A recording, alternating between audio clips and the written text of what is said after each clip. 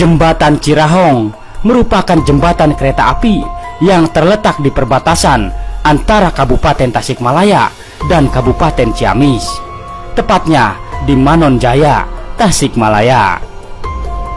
Jembatan ini berdiri melintasi Sungai Citandui dan menjadi jalur tetap bagi kereta api yang keluar atau menuju stasiun Manonjaya, daerah operasi 2, Bandung. Dibangun pertama kali pada tahun 1893 oleh perusahaan milik pemerintah Hindia Belanda, Stadsporwegen. Jembatan ini merupakan bagian dari pembangunan rel kereta api jalur selatan di Pulau Jawa. Jembatan Cirahong memiliki arsitektur yang unik satu-satunya di Indonesia. Konstruksi besi baja disusun bertingkat dengan rusuk plat untuk lalu lintas bawah dan rusuk kontinu untuk lalu lintas atas. Di balik kemegahan dan keunikan jembatan Cirahong, tersimpan sebuah kisah mistis di awal pembangunannya. Berdasarkan hasil investigasi retrokognisi oleh tim kisah Tanah Jawa, diketahui bahwa awal pembangunannya untuk membangun jembatan Cirahong, penunggu Sungai Citandui meminta tumbal sepasang pengantin baru. Kisah bermula ketika pemerintah Hindia Belanda di Indonesia hendak membangun sebuah jembatan kereta api sebagai sarana transportasi yang menghubungkan antara jalur timur dan selatan. Perwakilan Hindia Belanda kemudian mendatangi salah seorang sesepuh desa bernama Sukasna. Sukasna mengatakan bahwa pembangunan tersebut tidak akan berjalan lancar karena terkendala hal-hal mistis. Pemerintah Hindia Belanda tak langsung percaya dan hanya dianggap sebagai bualan belaka. Namun, saat pembangunan mulai terlaksana, banyak terjadi gangguan yang tidak dapat dicerna nalar.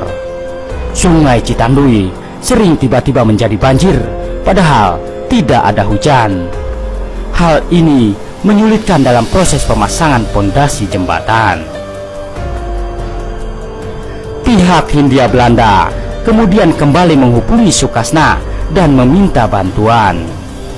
Sukasna mencoba berkomunikasi dengan sosok gaib penunggu Sungai Citandui.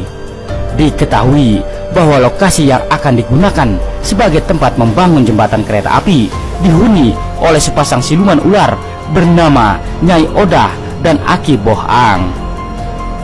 Siluman tersebut mengaku terganggu karena manusia mengganggu kediamannya tanpa izin. Sukasna mencoba bermediasi. Nyai Odah dan Aki Bohang memberikan satu syarat dan berjanji akan menjaga jembatan Cirahong hingga dapat tetap berdiri sampai ratusan tahun. Syarat tersebut yaitu tumbal sepasang pengantin cantik dan tampan yang perawan dan perjaka untuk diangkat sebagai anak mereka. Syarat kemudian disampaikan kepada pihak Hindia Belanda. Sangat kebetulan saat itu tersiar kabar bahwa ada buruh pekerja jembatan Cirahong yang akan melangsungkan pernikahan. Rencana jahat kemudian diatur oleh Hindia Belanda. Para centeng dipersiapkan untuk menculik pasangan pengantin baru itu. Selesai melangsungkan akad, sepasang pengantin baru kemudian dijemput oleh para centeng Belanda dengan dalih diundang oleh pemimpin proyek pembangunan jembatan untuk menyerahkan hadiah pernikahan.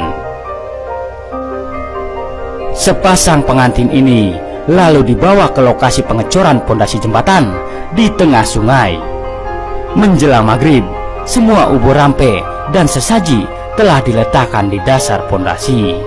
Selanjutnya, dalam posisi terikat, pasangan pengantin dimasukkan dalam lubang pondasi. Saat tidak ada satupun orang pekerja yang tahu, mereka disuruh lembur untuk mengecor jembatan selagi sungai sedang tidak banjir. Dari atas, adonan semen, batu, dan pasir digelontorkan ke bawah hingga menimpa sepasang pengantin baru tersebut.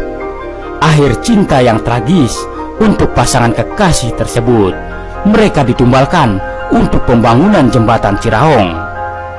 Jasad mereka terkubur dalam adonan semen hampa udara.